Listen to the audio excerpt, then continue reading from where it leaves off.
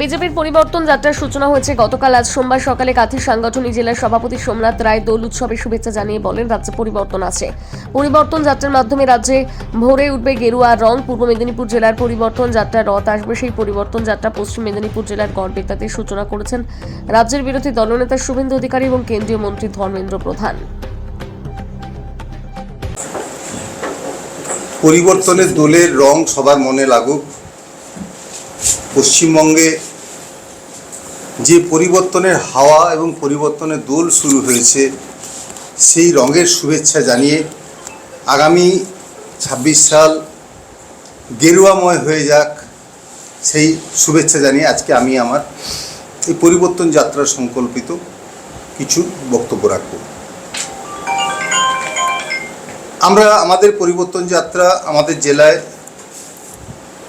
আসছে।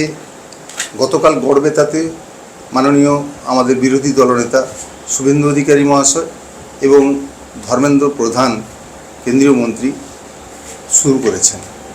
সেখানে বিশাল জনসংখ্যার মাধ্যমে পরিবর্তনের রথ গতকাল থেকে গড়া শুরু হয়েছে।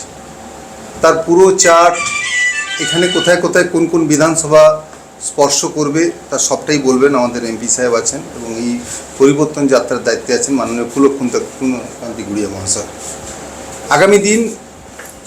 আগামী দিন পরিবর্তনের দিন, যে পরিবর্তনের রং লাগবে পশ্চিমবাংলা বঙ্গবাসীর মনে, যেখানে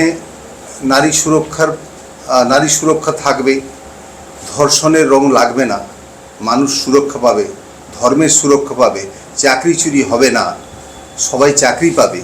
আগামী দিন সুজলা সুফলা শস্য শ্যামলা হবে। ওই পরিবর্তনের রঙের জন্যই আমাদের পরিবর্তন যাত্রা। পশ্চিমবাংলা এক নতুন সরকার পাবে, সেই পরিবর্তনের রঙের ধারা নিয়ে আজকে আমরা এখানে আপনাদের সামনে